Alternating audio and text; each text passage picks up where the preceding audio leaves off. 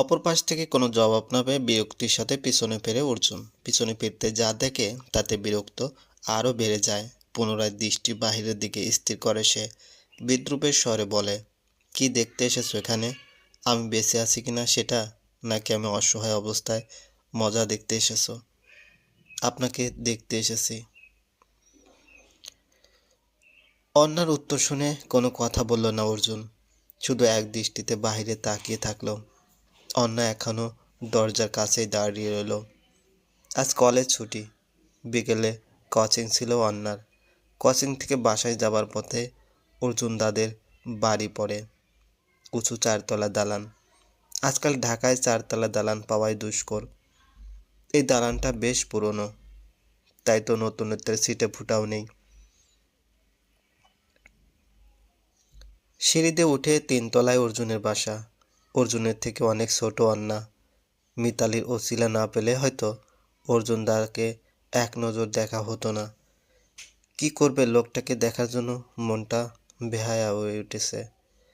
খুব ভালো করে জানে তার উপস্থিতিতে লোকটা খুশি হবে না, তবু অন্না এই বেহায়াপনা কাজটা করলো। অর্জুন সিগারেটে শুক টান দিচ্ছে ঘন ঘন। অন্যার চাহনি যে তাকে আপাতমস্তক দেখছে, এটা ভেবে খানিকটা বিরক্ত লাগছে অর্জুনের।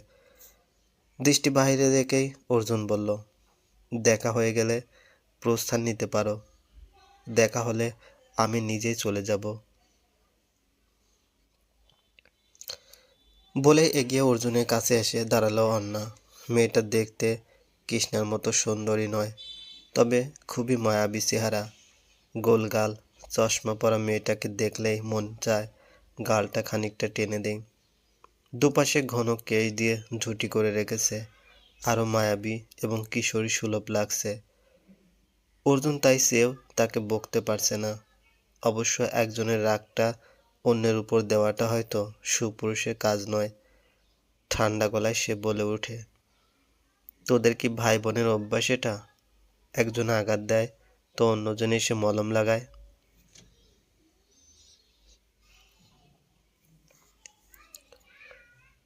দাদাভাই তোমাকে আঘাত দেয়নি অর্জুনদা। দাদাভাই কি করে জানতো বলো তুমি তার বিবাহিত স্ত্রী প্রেমে মত্ত হবে?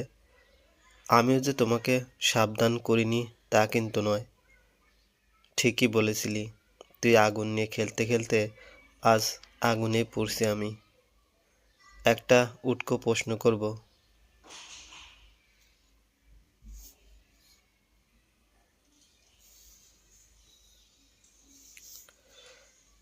অন্যার এরূপ প্রশ্নে ভ্রুযুগল কুঞ্চিত করে অর্জুন তার দিকে তাকায়।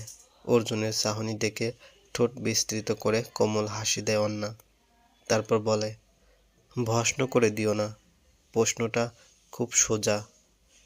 নৌকাডুবি পড়েছ? হুম। আচ্ছা বলো তো, কবি কেন রমেশের সাথে শেষকালে কমলার মিলখানা দেয়নি? কারণ রমেশ হেমনলিনীকে ভালোবাসত, আর কমলা তো তার স্ত্রী নয়। প্রথমটি ঠিক নয়, দ্বিতীয়টি ঠিক।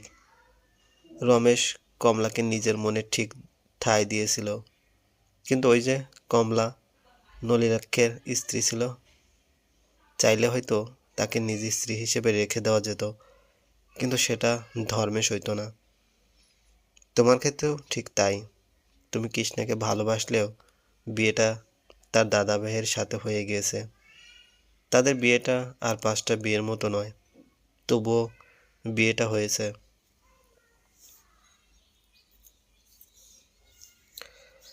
দেবদা তো তাকে ভালোবাসে না, শুধু বিয়ের মিথ্যা জালে আটকে রেখেছে। অর্জুনের কথায় অন্না হি হি করে হেসে দেয়। অন্নার হাসির ঝলকানি সারা ঘরে গুনছে। অবাক দৃষ্টিতে অর্জুন তার দিকে তাকিয়ে আছে। এবার মৃদু কণ্ঠে সে বলে, ভুল জানো তুমি। দাদাভাই মনের এক কোণায় কৃষ্ণাবতীর মূর্তি স্থাপন করেছে। প্রতি সময়ে সেই মূর্তিকে পুজো দেয় সে। আর কৃষ্ণা সে তো তার মাস্টারমশাই বলতেও অজ্ঞান। তুমি তাদের মাঝে কেবলই তৃতীয় ব্যক্তি, অনেকটা সৌদামিনীর মতো। তার অবস্থা আরও খারাপ।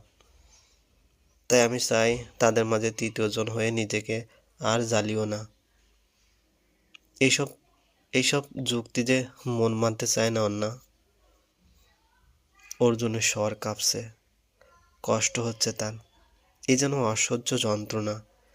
পুরুষের কাঁদতে নেই, মেয়েদের সামনে তো নাই, তাই সে জলের স্রোত আটকে রাখছে, কিন্তু গলায় কষ্টগুলো কুণ্ডলি পাকাচ্ছে। অন্না মলিন কণ্ঠে বলে, জানি মন কোনো যুক্তি মানে না, বড্ড বেহায়া, তবে ক্ষতিটা কিন্তু আপনার। আজ এখানে কৃষ্ণা আসতে চেয়েছিল, তার মনে অপরাধবোধ কাজ করছে। প্রতিনিয়ত এই অপরাধবোধের খোঁচায় খোঁচায় মেয়েটা নাজেহাল। ও চেয়েছিল তোমার কাছে এসে তোমার পা ধরে ক্ষমা চাইবে। তোমার মনের কষ্ট নাকি তার জীবনে অভিশাপের মতো কাজ করবে। আমি তাকে সেই কাজটা করতে দেইনি। আমার মনে হয়েছে এই কাজটা ভালো হবে না, শুধু শুধু তোমার ঘা তাজা হবে। তাই তার বদলে তুই এসেছিস আমার ঘা মলম দিতে। তোমার ঘায়ে মলম দেবার মতো ক্ষমতা আমার নেই, শুধু কথা কইতে এসেছি। কথা শেষ, কথা শেষে চলে যাব। আর সত্যি বলতে আমিও চাই না তুমি কষ্ট পাও। তার দুটো কারণ রয়েছে। এক, আমি চাই কৃষ্ণা সুখী হোক, কম কষ্ট মেয়েটা এই 17 বছরে তোমার কষ্টটা তার জীবনে অভিশাপ না হোক। আর দুই, সেটা তোমার না জানলেও হবে। কথাটা বলে দীর্ঘশ্বাস ছাড়ে অন্না। এই দীর্ঘশ্বাসে আক্ষেপের প্রলেপ ছাপ রয়েছে।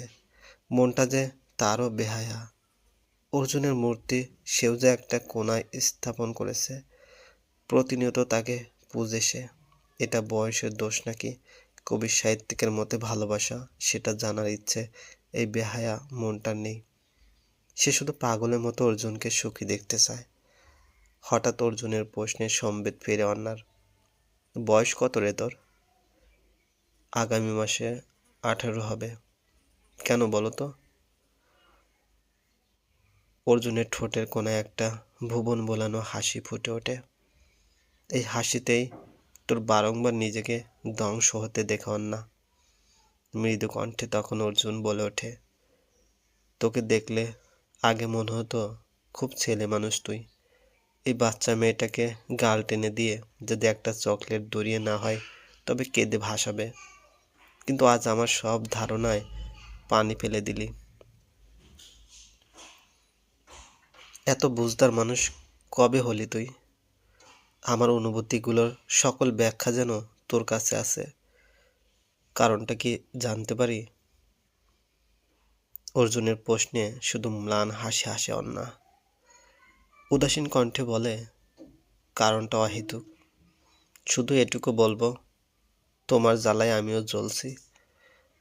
এর চেয়ে বেশি কিছু বলতে চাই না, শুধু শুধু বাক্য নষ্ট হবে। অর্জুন অবাক দৃষ্টিতে অন্নার দিকে তাকিয়ে থাকে। মেয়েটাকে কখনোই বুঝতে পারে না সে। দেবদার সাথে ভালো সম্পর্ক থাকাকালীন প্রায় ভট্টাচার্য মঞ্জিলে তার যাওয়া পড়তো।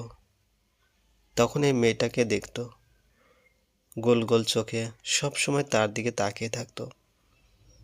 ছোট বলে কখনো ততটা গুরুত্ব দেয়নি অর্জুন, কিন্তু মেয়েটা কত বড় হয়ে গেছে, তাই না?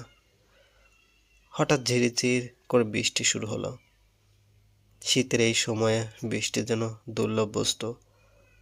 অন্না শান্ত দৃষ্টি এখনো বৃষ্টির দিকে স্থির, আর অর্জুনের দৃষ্টি তার দিকে। ল্যাপটপে এখনো গান চলছে, একের পর এক গান, কিন্তু অপরিকল্পিতভাবে আবহাওয়ার সাথে গানটি মিলে গেছে।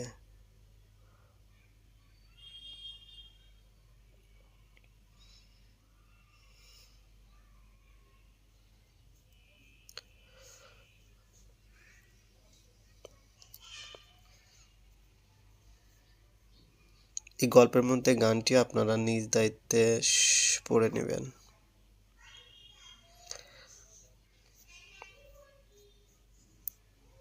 আর আমাদের এই চ্যানেলে যদি আপনারা নতুন হয়ে থাকেন অবশ্যই সাবস্ক্রাইব করবেন, পাশে থাকা বেল আইকনটি প্রেস করে রাখবেন।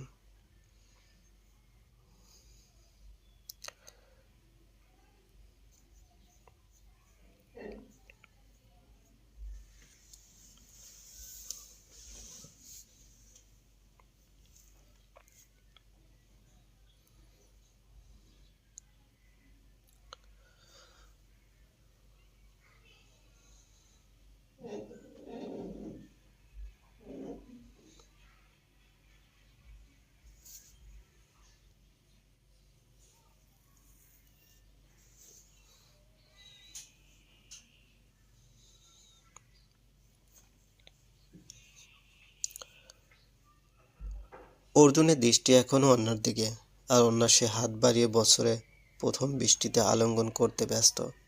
1 সপ্তাহ পর, সকাল 11টা।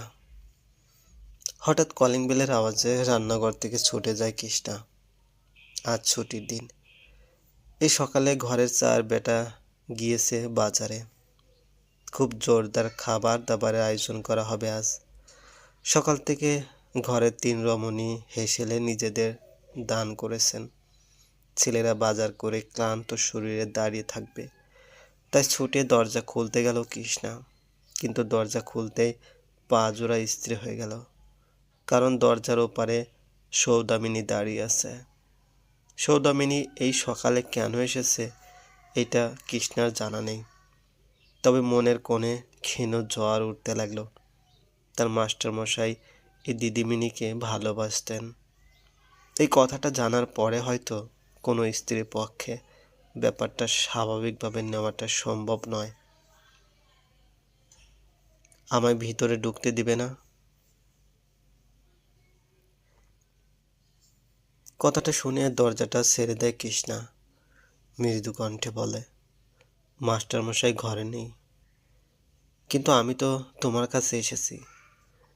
হ্যাঁ, দেবের সাথেও কথা আছে, তবে তোমার সাথে কথা বলাটাই আমার আসার উদ্দেশ্য। বুকে কামড় পড়ে কৃষ্ণার। সৌদামিনী কি তবে দেবব্রতকে চাইতে এসেছে কৃষ্ণার কাছে?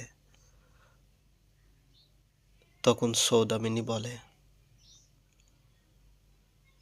চলবে। এই গল্পের সকল পর্বের লিঙ্ক ডেসক্রিপশনে দেওয়া আছে, চাইলে দেখে নিতে পারেন। আর আপনারা যদি চান এই গল্পের ভয়েস ছাড়া, তাহলে আমি কয়েকটা পার্ট করে প্রতিদিন দিতে পারবো।